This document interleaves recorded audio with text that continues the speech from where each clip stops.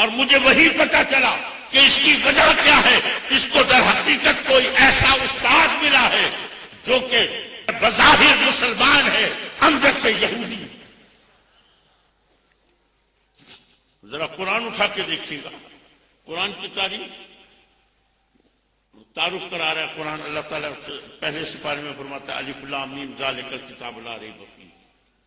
اللہ تعالیٰ فرماتا ہے یہ کتاب لا ریب کتاب ہے، اس میں کوئی شک نہ کرنا، کوئی شک نہ کرنا. لا ریب کتاب. اللہ اسی قرآن کے بارے میں آگے اللہ تعالیٰ چل کے کیا فرماتا ہے؟ اللہ تعالیٰ فرماتا ہے یضل بہ کثیرا. اس قرآن سے بہت سے لوگ گمراہ ہیں. مجھے خدا کے لیے بتائیے کیا قرآن گمراہی دینے والی کتاب ہے؟ پھر کیا قرآن جھوٹ بول رہا ہے؟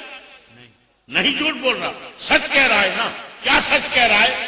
یضل بہ کثیرا. اس قرآن سے بہت سے لوگ گمراہ ہیں. گمراہی دینے والی کتاب نہیں ہے، پھر قرآن سے کیسے گمراہی ملے گی؟ تو عزیزان محترم یہ بات آپ کو اس وقت تک سمجھ نہیں آئے گی جب تک کہ آپ کو یہ نہ پتہ چلے کہ قرآن کس کو ہم سے لے کے والناس تک جو پڑھتے ہو عربی کے الفاظ الحمدللہ رب العالمین الف لام میم ذالک الکتاب لا ریب فیہ سیقول السفہاء چلتے آئیے والناس تک. کیا یہ جو عربی کے الفاظ پڑھتے ہو کیا اس کا نام قرآن ہے؟ تو یاد رکھنا اس کا نام قرآن نہیں ہے. اس کا نام کیا ہے؟ اس کا نام ہے نظم قرآن. نظم قرآن. اور سنو قرآن کی تعریف. قرآن کی تعریف یہ ہے کہ القرآن اسم. القرآن اسم. قرآن ایک نام ہے کس چیز کا؟ للنظم. نظم کا. والمعنی. اور اس نظم کے وہ معنی جو میرے نبی نے بتائے. ان دونوں کے مجموعے کا نام قرآن ہے. سبحان اللہ. کوئی شخص نظم قرآن کو مانے اور معنی قرآن کو تسلیم نہ کرے، قرآن کا منکر ہے. قرآن کو ماننے والا کون ہے؟ قرآن کو ماننے والا وہ ہے کہ جو نظم قرآن کو بھی مانے اور ان معنی کو بھی مانے جو میرے نبی نے. محترم خدا کے لیے مجھے ذرا سمجھائیے گا. اللہ فرماتا ہے واللہ خیر الرازقین. اللہ فرماتا ہے رازقین میں سب سے بہتر ہوں. اللہ کن کو رازق کہہ رہا ہے؟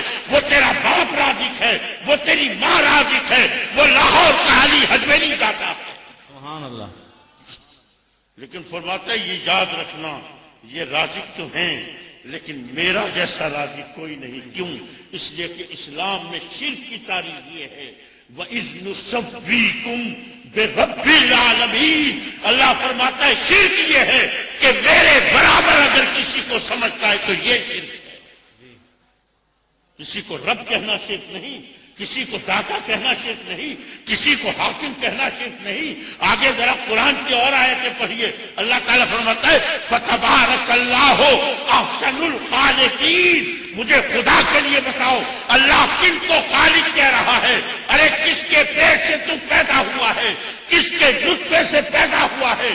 تیری ماں بھی خالق ہے، تیرا باپ بھی خالق ہے، یہ سب خالق ہیں لیکن اللہ کے برابر کوئی خالق نہیں. آگے اللہ تعالیٰ فرماتا ہے الیس اللہ بأحکم الحاکمین. بتا تیرے گھر میں کس کی حکومت ہے؟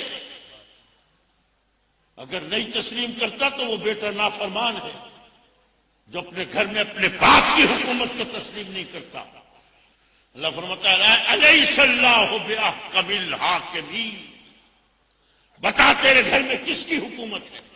تیرے باپ کی حکومت ہے، تیری ماں کی حکومت ہے، تیرے ملک میں کس کی حکومت ہے؟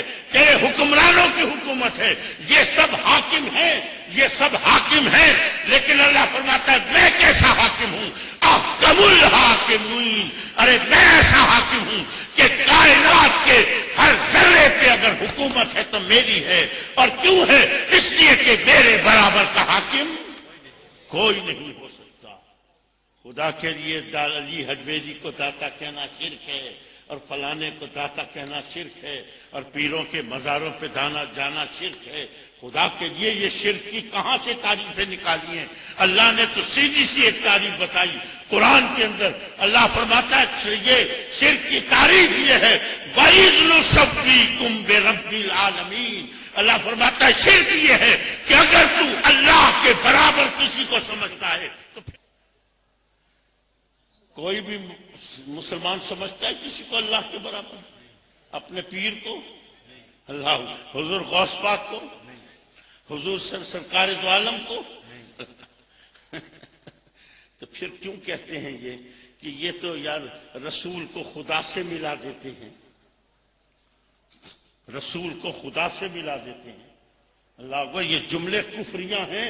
اس بدبخت سے پوچھنا جو یہ جملہ بولتا ہے نا، اس کو کہنا کہ یار تو کہہ رہا ہے کہ یہ رسول، ہم رسول کو خدا سے ملا دیتے ہیں.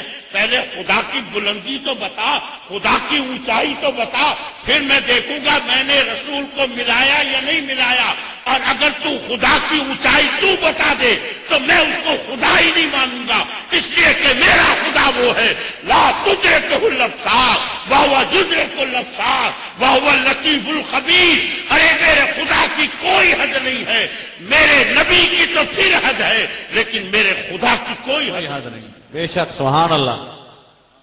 اور میرے نبی کی حد کیا ہے؟ اور میرے نبی کی حد کیا ہے؟ میرے نبی کی حد یہ ہے کہ بعد از خدا بزرگ تو ہی. سبحان اللہ. اللہ اکبر. مانگ اس ذات سے جو کسی کی محتاج نہیں. ذرا کبھی اس مولوی کو پکڑ کے لیا. آج یہاں جتنے آئے بیٹھے ہو اس آستانے کی تمہیں عظمت کا واسطہ دے کے کہتا ہوں، خدا کے لیے اپنی نمازوں کو برباد مت کرنا. کسی ایسے بد مذہب کے پیچھے جا کے نمازیں مت پڑھو کہ جن کا تعلق اسلام سے نہیں ہے، ان کا تعلق یہودیت کے ساتھ ہے.